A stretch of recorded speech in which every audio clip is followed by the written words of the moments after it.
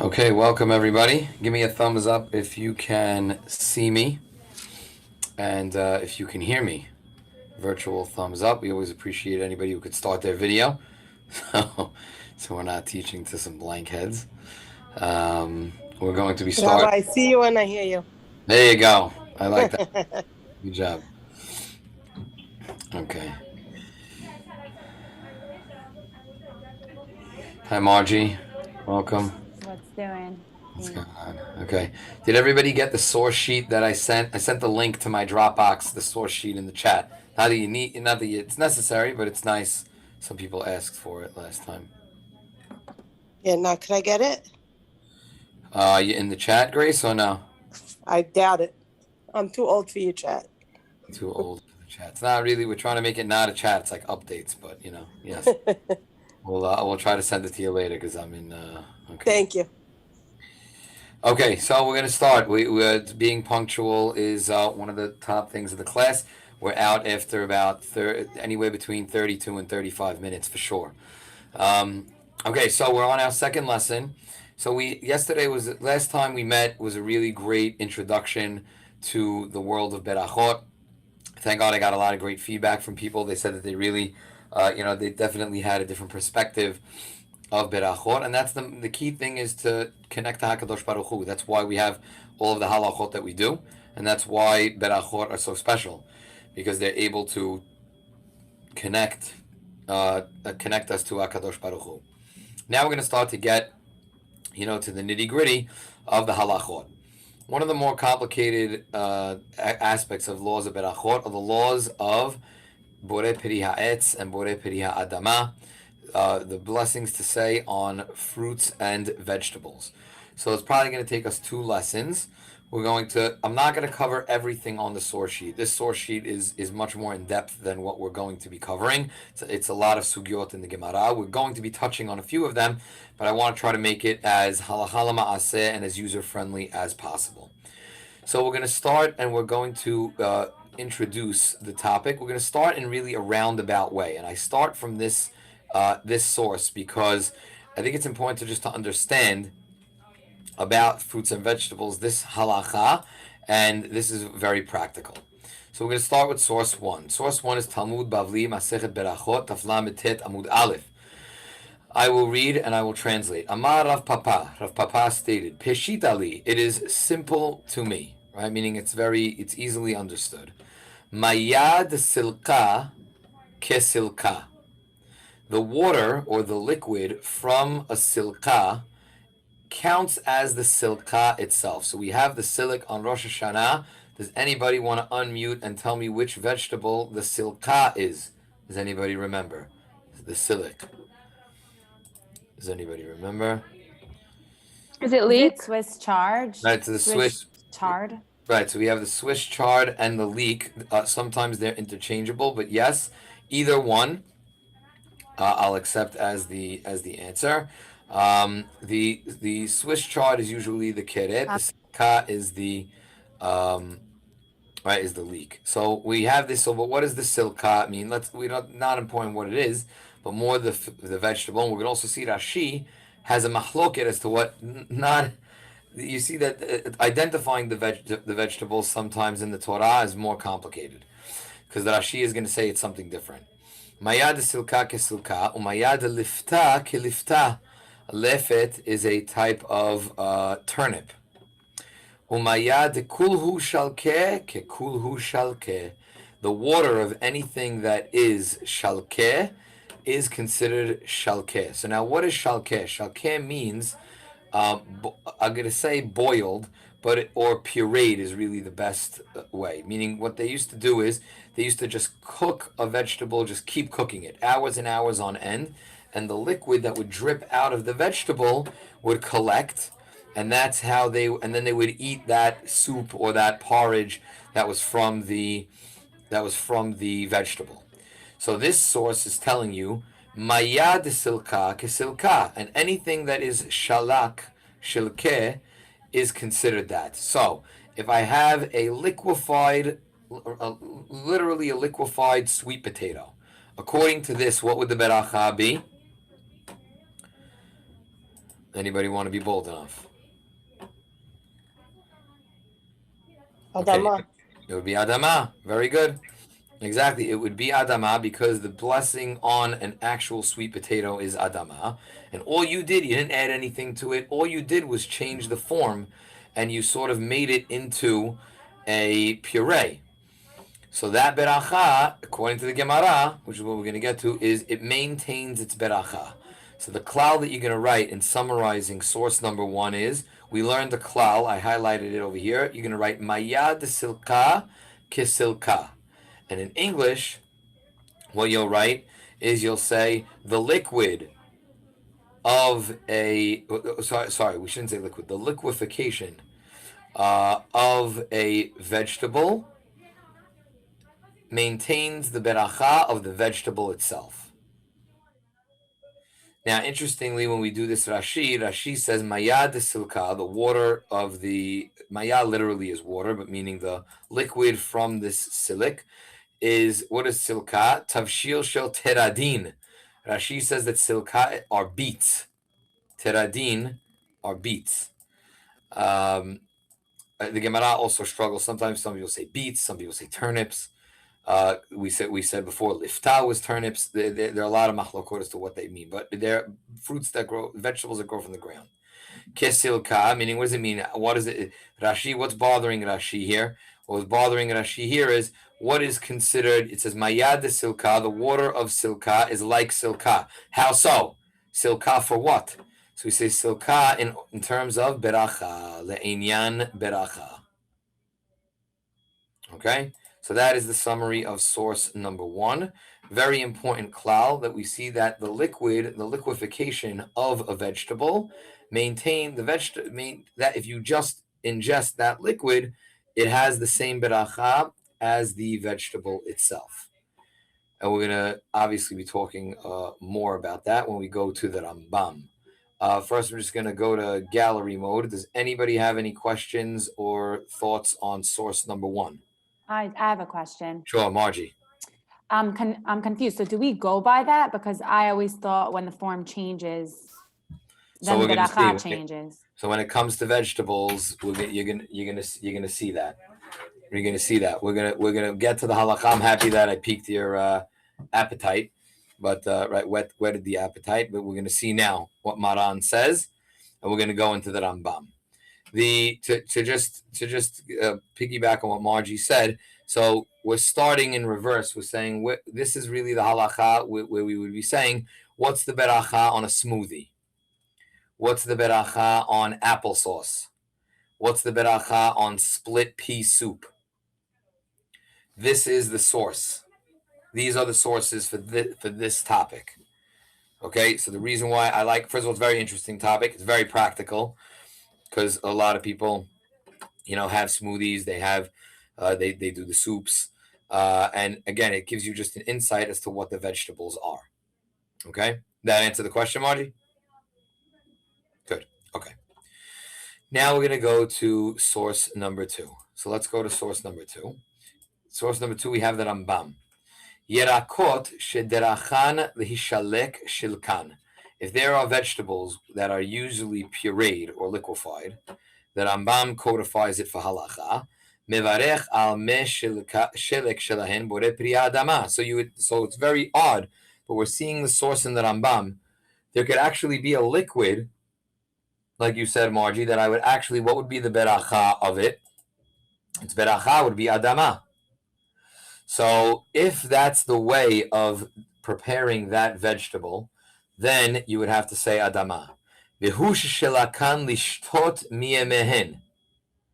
Shemiyemeh hashelakot kishelakot. As long as your intention is to drink from that vegetable. If that's how you're saying, this is how I'm going to satiate myself, I'm going to drink it, and that's the intention, then yes. Meaning, if I was just eating the vegetable and then I had it on the side, obviously that could be shehakol, which we will see, we'll get to. B'makom shederachan lishtotan devash temarim, where there's a place where people have the custom to drink the honey of dates. Mevarchin alav tehila shehakol, meaning Let's say I have a date where I have the flesh of the date and then I have the honey. If I want both of them, then when it's separate, the honey is shehakol, and then when I eat the date is going to be ha'etz. If the way that I prepare the turnip is I'm discarding the turnip and all I'm drinking is what comes out of it, then in that case it's borei priya adama. That's a side point. We're not going to really, very rarely do we have, meaning usually you're saying, oh, could I have could I have kale? Let's say you did like a kale smoothie. It's going to be this next piece. Aval temarim, but let's say dates. Sheme'achan. Me'achan usually means to squeeze, to press. To press is the word. Me'achan is to press, beyad, by hand. Vehotzi gar'inin shelahen, and their seeds come out. Ve'asa'an kemo isan, you make them into a dough. What do you do in that case? Mevarech alehen tehila borei priya etz. Ubasof beracha echad me'en shalosh, meaning you say ala mechia, but ala perot. When you have, because why? Because dates are from the 7 species of Israel, and then when you eat a lot of them, which we're going to get to later on in another class, you have to say the beracha of me'en shalosh, which means ala mechia, but instead of saying ala mechia va'ala kalkala, you say ala aretz va'ala perot. So let's back up. There's a lot to unpack here. Let's summarize. What the Rambam is doing is 2 things. The first thing that Rambam is doing is he's reaffirming what we saw in the Talmud above in source 1. And he's saying that anything that if you take a vegetable and you puree it and you're just using it to drink, it maintains the beracha of the actual vegetable. Getting closer to what Margie said as to what's the halacha. Spoiler alert, this is going to be the halacha. And we'll put it into practical application. Second thing that Rambam tells you is if you have a fruit that's pressed or chopped up, and then you made it into something, again, like you said, Margie, changing the form, but all you did was chop it up and it still maintains the integrity of the fruit or the vegetable, the beracha stays as the fruit or the vegetable. What's the example that the Rambam brought? He brought pressed dates. If I press the date and I make it into a dough or a little type of cake, and in that way, I'm now eating it. I'm now eating actual dates, or let's say date paste, etc. The beracha would be borei priya etz. So before we go on to the next source, let's just take some questions about this source. Is everybody clear up until this point? We need some clarifications. Let's see, anybody need a question on this source? No, good, we're good. Okay, so moving on. So just some people come in from the waiting room. So just a brief summary. Right now, what we're doing is we're talking about fruits and vegetables. Bottom line, we saw 2 sources, the Gemara and the Rambam. The Gemara and the Rambam both introduced to us the concept of if I have the fruit and the Gemara said, and I puree it, the vegetable, and I puree it, it maintains the beracha of the vegetable, even though it's in the liquid form. And the Rambam added, even if I chop it up, it maintains its beracha. We're going to talk about some practical applications soon. Okay, we're going on to source number 3. Ve'amar, Reina, you good? You have a question or no? No, she's good. Okay. Ve'amar mor, right? This is on source number 3. Amar mor bar Rav Asher. Mor bar Rav Asher said, Hai duvshad tamre, the honey of this temara, of this date, mevarchin ilave, you bless on that, shehakol nihiyabed baro, if it's honey that was trapped inside the date and the honey comes out, the beracha is just shehakol nihiyabed baro. My ta'ama, what's the reason? Something called ze'ah be'almahu. Ze'ah literally means sweat. So we're seeing ze'ah be'alma means like stam, heke. Be'alma means that it's not really a big deal. It's just the sweat of the fruit. So here, this is a very important point that we need to bring up. Why are we going after the first 2 sources? Why did I bring this source? So I brought this source to tell you there's something called if the liquid that's in the fruit is merely trapped inside the fruit and it's not part of the flesh of the fruit, then everybody agrees that the beracha on that is shehakol. So I'll give you an example. Strawberry banana smoothie. Okay? When I peel a banana and I have the banana, is the banana juicy? Is there liquid from the banana? No. No. Even a strawberry, while it might be moist, right? If I when I take a box of strawberries, on the bottom of the box there isn't juice from the strawberries. When I cut it open, it's when I cut open the strawberry, it might be moist, but that's because the flesh of the strawberry itself has juice in it. When I cut open an apple too, an apple itself is not juicy, but the flesh of the apple contains liquid. So the banana, the apple, and let's stick with the strawberry banana. We said strawberry banana smoothie. When I put that in a blender, even though I make it liquid, am I ingesting the liquid of the fruit? No, I'm ingesting the fruit itself in a liquid form. So if I have a strawberry banana smoothie, what's the beracha? Bore Priya Adama. Banana is Adama, strawberry is Adama. It's definitely the majority of the item, because you can say, Rabbi, what do you mean? I put milk, I put sugar, I put ice in my smoothie. But I think we could all agree that, which we'll learn later on, that when it's a majority, the majority is Adama.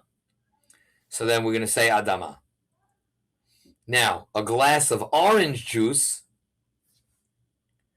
there's the juice that comes out from the orange, and then there's the actual flesh of the orange. Even though I have to squeeze the flesh a little to get the juice, there's juice. If I squeeze the banana in my hand, what would happen? Let's not think about it too much, right? But so we're seeing the difference. So here, that's called what? In source 3, that's called ze'ah be'almahu. Ze'ah is if there's a fruit that has liquid that oozes out of it, that comes out of it without having to touch the flesh at all, or let's say that has it a little bit, it's locked in the flesh, but it's not the flesh itself, then that beracha is, if you just took that out, that's shakol nihiyah bidbaro. If I'm blending the actual fruit itself, and that's just to a liquid form, or I'm mixing it with ice and milk, so that's why it's coming out as a smoothie, then it's going to be Bore Priya Adama. Again, every smoothie is different. It depends what you're putting in. But strawberry banana smoothie, where both ingredients are Adama and they constitute the majority, then that's going to be Bore Priya Adama. Whereas a glass of orange juice or a glass of lemonade is going to be Shakol Niyabed Baro. I'll speak about why I stopped speaking about an apple. There's like a crazy stat where you need like 5 or 6 apples and like a liter of water to like create like a 1-2 gallon thing of apple juice, because you have to. They're not really taking the whole fruit. They're like trying to extract artificially the ze'ah. They're not. Nobody has. Okay, bits of orange in my orange juice, I get it. Imagine you had bits of apple in your apple juice. Yeah, out for that. I'm not going to do that. Because they're taking out the liquid from the flesh, and that's why but they're not putting the flesh in it. So that's why it's ze'ah be'alma and shehakol. Okay, probably a lot to unpack after this source. Let's take some questions and thoughts on this source. Let's look around the room. Anybody with any questions? Now's the time. I have a question. Yeah, sure, Hannah. So I'm just trying to understand where the liquid of the orange is coming from that makes it shehakol. So excellent point. So if you ever peeled open an orange, you'll see that inside the flesh or inside the orange slice, there are little tiny pockets, and really the juice is trapped inside that pocket. But the pocket itself, the item when you eat an orange that gets stuck in between your teeth, Right. that's part of the fruit. That's the fruit. That's the part that doesn't get into the juice. Now, if you were to have, let's say there was different types of orange juice, like home style or Grove Stand is one of them, where like half the orange is inside the glass with you, then we might have a problem. Then on those we might say ha'etz on the orange juice. Gotcha. Okay, thank you. Is that clear, Hannah? Or no? Yeah, no, it makes sense. So the liquid's trapped inside those pockets. Exactly. When you look at it and you examine it, it'll make sense. Take a look at it the next time Okay. you eat an orange. Okay, good. Thank you, Hannah, for sharing. Okay, anybody else? Anybody else? Anybody else? The Okay. regular orange juice is as charcoal? Yes, regular orange juice is shakol. If I take freshly squeezed orange juice with a lot of pulp, then there might be something to talk about. It would depend how much pulp. It would depend. Yeah, it would then it could be ha'etz, but it would have to be a ton of pulp. Wow, okay. Is that good, Odette? Wait, No, I have a did you question. say ha'etz on orange juice, Odette? Because you sound surprised. I don't drink orange juice, but the kids do, and so it's charcoal. Wow. Right, but I'm saying you ever told that you just seemed surprised. Is that all I'm saying? Like, did you tell your kids to say ha'etz on orange juice? It's what they tell me to say. Amen, v'amen. Yeah. There it is. It's whatever they tell you. Okay. Okay, great. Where's Ruthie? Ruthie had a question. Yeah. What's up? Ruthie? Okay, so I have a question. All orange juice without pulp is charcoal, or does it matter? Like, let's say if it was like Uri's hand squeezed fresh, or No, if it it was doesn't like make a difference. Tropicana. That Uri stuff is awesome, baby. Fresh. I love that. But again, that's liquid. It's like they sifted it through like a sieve. I can't imagine. Right. Like, I never tasted. It's freshly squeezed, and there's not like one thing of pulp inside. So Yeah, it's true. it's still ha'etz. Now, I don't want to confuse things. Should I say this? All right, let's say this. There is a mahloket. We start with the laws of Shabbat. You're not allowed to squeeze juice on Shabbat, right? If I have an orange, can I squeeze the orange out into a cup and drink it on Shabbat? So the answer is no, because I use oranges are used for the juice. But let me ask you a question: is it from the rabbis or from the Torah? So there are only two fruits that are from the Torah, because not only are the majority used for the liquid, but it makes it more hashuv. Grapes and olives. When I squeeze grapes, what do we make grapes out of? Which liquid? Wine. The majority of grapes in the world are used more for wine. And same thing with olives. Oil is like a top commodity. And not only that, but it goes up in level.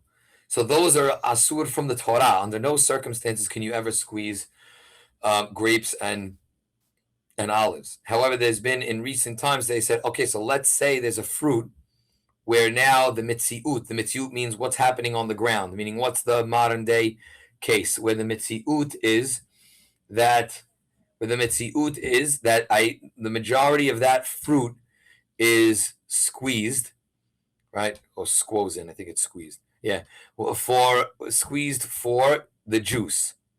And that happens for oranges. I think it's something like 65% of all oranges are grown for juice. So there are many rabbis who I remember when I was learning in Rabbi Ben Chaim's shiur in YU right after Israel. So this is around 2001. There were rabbis who came out. It was a hot topic that wanted to say that, like Odette was being told by our kids, that they should say ha'etz on orange juice for that reason. So it's an interesting exercise. They're not crazy if they say that, but the halacha l'maaseh is very clear that on something that is actually just the liquid, we say shakol. So as long as we're clear on that, are we good, everybody? Yeah, Can so I ask just an off-topic oh, question? sorry. Sorry. Oh, wait, sorry, Ruthie first and then Margie. Ruthie, what do you got? Okay, so just to like talk about an orange, just because I know that the halacha on Shabbat that says you're not allowed to separate from what you don't like. Like if you have mushroom rice, you can't take the mushrooms out of that situation. Let's say Personally, I like to only eat the inside of the orange without the peel. Am I allowed to peel it off So technically? you're okay. So that's a question in Borer. Just 10 seconds on it. You can peel it right before you're ready to eat it, but you can't peel it and put it on a platter and wait time and serve it to guests. It has to be the peel can be removed. Something called le'altar for right away use. Right. What if, like, Okay. let's say the guests are here and I'm giving them like 2 minutes? That's fine, or 20, Yeah, like 30 meaning it has minutes to is be right away. It advanced? can't be like you're peeling it on Friday on Saturday morning because at 3 o'clock they're gonna come. It has to be Got like it. right Okay. away. All right. Okay, thanks. Okay, let's go to Margie. Margie, what do you got? Yeah, no, I just want to make sure it's as simple as it seems in my mind. So just the difference is any smoothie where you're throwing in the whole fruit is going to be whatever the beracha is on that fruit. Correct. And any juice, because there's so many juices are such a thing now. Like we all go to juice bars Correct. where Correct. they're just juicing the vegetable and the fruit. So any juice is always going to be shehakol. That's all, Correct. right? But let's say now at some of these juices, I'll give you an example. Let's say all of a sudden you see them making the juice, they stuff the carrot into the juicer, the whole carrot into the juicer. Yeah, they do that. Right. So that would be adama. Because the way that if you saw, let's say, the carrot in a box, right? And this box is heating it and it has holes on the bottom and carrot juice is leaking down, right? And they're throwing out the carrot afterwards. That's pure carrot. It's just a different form. You understand? And a carrot itself. But the thing is, you're not getting You're not getting the pulp though. They're taking whatever juice comes out of the carrot. Correct. So that's why you're I not getting the fibers. 100%. So that's why I was. So maybe I didn't explain this well enough in source one. That's what it means. Mayad de silka, the liquid from a vegetable, because vegetables don't have. It's like what Hannah was describing with the orange. An orange, I see a pocket, I crush it, and it leaks out exactly liquid. It's not liquefied flesh. The liquid is separate, right? That makes sense, right? In a carrot, you're changing the flesh into a liquid. Anything having to do with flesh in any form is going to be adama. So if you go to this juice bar and let's say you say, I want a carrot, kale, pear smoothie. So what do? They take the whole pear, put it in. The whole carrot, put it in. The whole kale, put it in. So now it's not going to be shakol because really what you're doing is essentially you're drinking a chopped up carrot, a chopped up kale, and a chopped up pear, and you're mixing it. In that case, I would say adama because you have 2-to-1 adama versus ha'etz. So the majority would be adama. So that beracha is adama. If I'm getting a strawberry banana milkshake at Carvel, get out of here. That's shakol because here's your scoop of ice cream, bam. Scoop of this, bam, caramel, and then all of a sudden they sprinkle like 4 strawberries on it, right? So that is going to be shakol. So it's going to be, it is going to depend how they make it. But and by the way, the reason why this is complicated also, there's a mahloket between Sfaradim and Ashkenazim. I'm giving you Sepharadi halacha. The Ashkenazim are going to say when something is blended, if it's very thin, they're automatically going to say shakol. If this didn't confuse matters, right? Right? Which we're going to get to. Like if you ask an Ashkenazi, what's the beracha on the applesauce? If you want to guess any Ashkenazi person, ask them, what's the beracha on applesauce? They're going to bug out. I don't know. How thick is it? This bread, mishpacha, this thing, right? The matz. They're going to go crazy. Because for them, it depends on how thick it is. For us, it doesn't care. It could be a puree. If the fact is they took apples and they blended it, it's already hayetz. Good, Margie, or no? Looks like I confused you more. No, very good. I just had it totally wrong. I always said shakol on applesauce. So, but it's by the good way, I'm here. if you have to err one way and you said shakol, no sin was made. Now you're just being more accurate. Right. If you were saying hamotzi on it, we'd have an issue. That was a joke, right? So, but that's right. So that's that's that. We're gonna do Any other questions? Margie just had that clarification. I have a question. Sure, Adele, kavod. No, not you, Ray. Nice. I have a question. Yes. So apple juice is adama, you're saying? No, apple juice is ha'etz. If I took apple sauce, is ha'etz. Yes, but why? So the Then why difference is is one is a carrot chopped juice up, adama and because apple carrot juice juice isn't? is the only way to get carrot juice is either you're liquefying the carrot, which we said was adama, or grinding it up, which is also adama. Mhm. There's no actual juice. If I took a carrot and I squeezed it with my hand, what would happen, Adele? Nothing. Right, because so any juice that you're getting from a carrot is actually the carrot itself. Okay, fine. Is that good? Yeah. Okay, send Ray my No, regard. wait. No, I have No, another question. it's not If good. you Yeah, squeeze sure. an apple, nothing's coming out either. Right. So the reason why when they make apple juice, it's a totally artificial process. They're sucking the moisture out of the apple. It's not having any flesh, and that's the case of ze'ah, source number 3. Oh, okay, fine. Like, you ever notice how, like, in apple juice, would you ever get a chunk of apple in your apple juice? No. No, nasty. Okay, got it. Good. Okay. Yeah. Okay. Anyone else? Because it's a new concept. So I just wanted to introduce it. Anybody else? Okay, good. We only have 2 minutes left. We're just going to start the next source, and we'll pick it up from here next week. We're skipping source 4. Source 4, if you ever want to read it, it's just a nice Gemara, which tells us the same thing about when you cut something up, it maintains its integrity. And the Hidushei HaRamban, which is source 5, I'll read. V'hainu da'amrinan bebrachot. This is what it says in Masechet Berachot. Bidvash temarim shehakol. Right, we said the dvash, the honey of a date, becomes shehakol. Why? Because again, there's honey just locked inside the date, not necessarily in the flesh. It's not part of the flesh, but it's locked inside. It's shehakol mishum deze'ah be'almahu, because of the cloud. We said it's really considered just the sweat. Aval trima, which we're going to see if we go up here, trima is cut up dates. If I cut up dates very finely, then it's ha'etz for sure.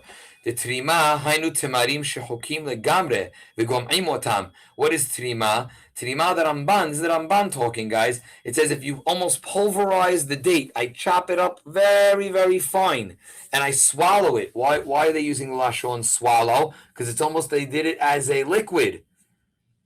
Legamre. What's the beracha? Bore peri ha'etz. So another Rishon in our camp, the Ramban, is going to support what the Rambam said, that if you chop up a vegetable or a fruit, here he's talking about a fruit, very fine, then that beracha is going to maintain whatever the beracha is of the fruit while it was whole. What about date honey? Date honey syrup, the syrup now they make? Right, so if I was to ingest it by itself, then it might be a problem. It might be ha'etz. If it's here when it says devash temarim here, the way that it's made usually is they're just taking the honey without any of the flesh or that. So if they're taking it without any of the flesh, then if I was to lick the honey by myself, I don't think they eat it that way, but that would be shehakol. If it was actually thick and it had bits of the date inside, then that would be ha'etz. I'll give you like an example. The apple is the best example, applesauce. But another example, which is a great one, I'm going to let you guys think about this. It's going to give you a cliffhanger. Let's say I sneak to the pantry at night, don't tell my wife, and I just want to take a scoop of peanut butter and eat it. So what's the beracha? Adama. Adama. According to what we're saying, adama, because what is the thing of peanut butter? It's just crushed. Or think of almond butter too. You ever have like a scoop of almond butter? So a scoop of almond butter is going to be ha'etz because it's crushed up almonds. That's basically it. The almond butter that's healthy. So the only way that we would change something in that is that if it was natural peanut butter, sorry that I'm muting you, right? If it was natural peanut butter and there was not a ton of sugar and all of that stuff, then it would be, then simply it would be adama if it was adama if it was a peanut. If it was mixed with sugar and stuff, we're going to get to ikar and tafel, then it's going to be shakol. But again, that's the example. Bro, I have a question. So you're saying basically Skippy and any other natural one would be different berachot? It might be because Skippy, I don't know what it's made from. You understand? Tons of Meaning, sugar, if tons. there's tons of sugar, like you look at how many carbs are in it, that's like it's candy. That's why I want it. There's a very big difference between taking a spoonful of Skippy and a spoonful of the almond butter in my. You understand? Right.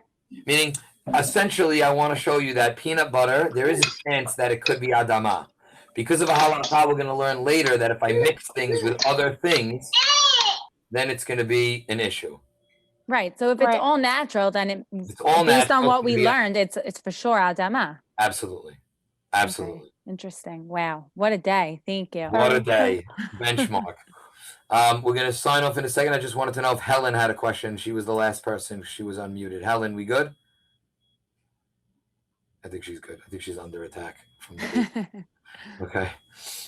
All right. Okay, guys. Thank you So so much. thank you guys again. We will see you guys hopefully next week on our regular time on Thursday, and I'll make the recording available. It usually takes a few days to get the recording, but I'll send it in the chat. Okay. Thank you, Rabbi. Thank you Thank you, guys Rabbi. Thank you. Thank Thank you so you. much. for joining, guys. Thank you. Thank you.